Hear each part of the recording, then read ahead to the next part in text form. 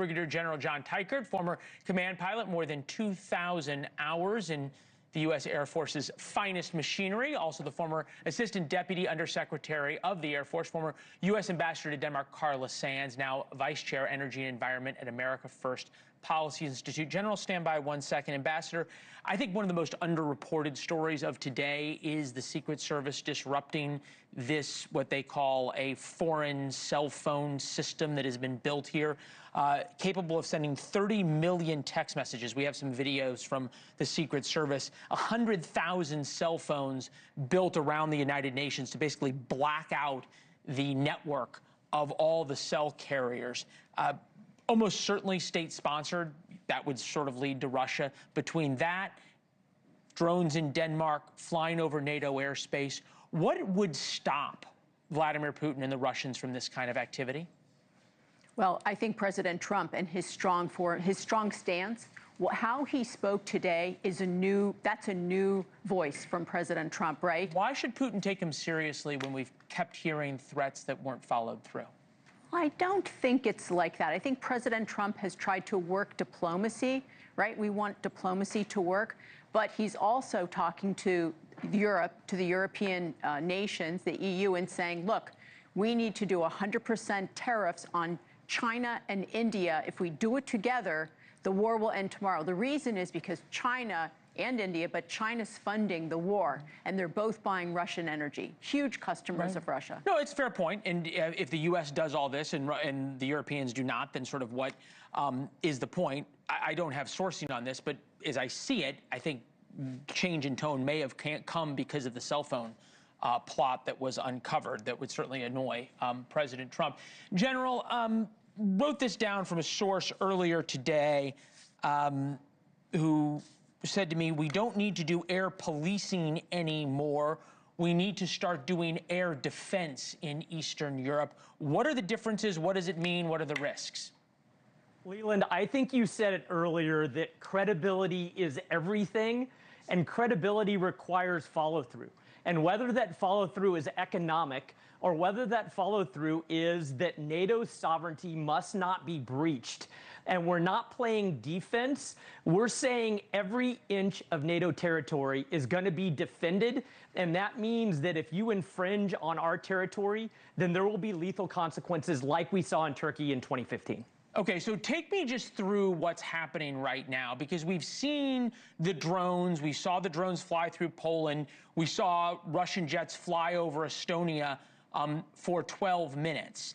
Is it as simple as changing the rules of engagement? I'm just fascinated by this difference between air policing and air defense. Leland, I'm a little concerned that NATO and European Command got a bit complacent in the last 3.5 years.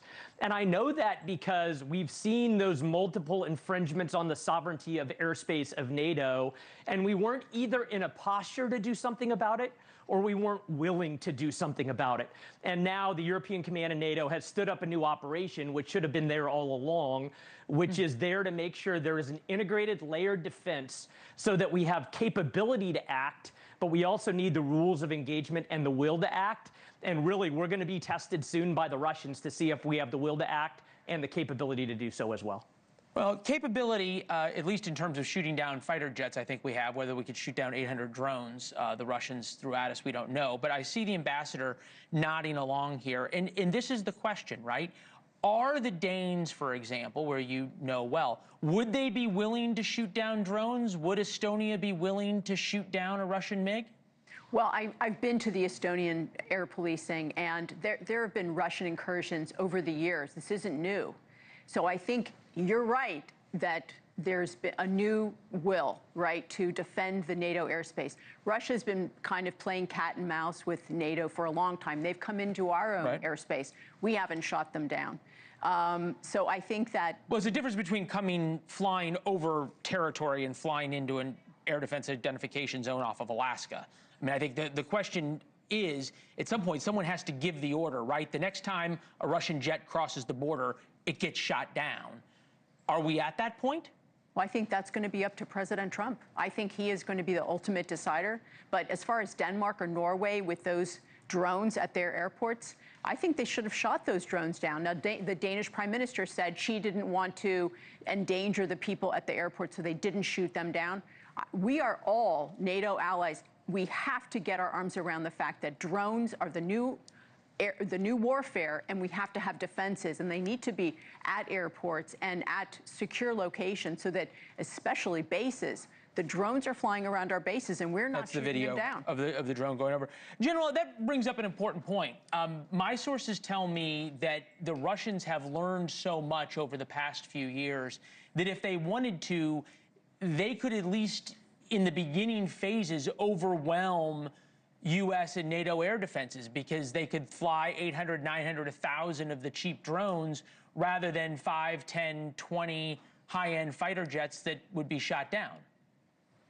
So, Leland, I think there is always a threat of the complications of defending against mass.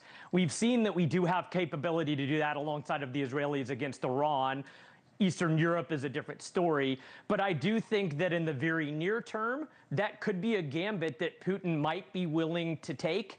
But the response that could mean further escalation now by NATO is probably not something Putin is willing to play with. Yeah, if he thinks that NATO's serious about taking him on. Ambassador, General, thank you both. Appreciate it. Good to see you.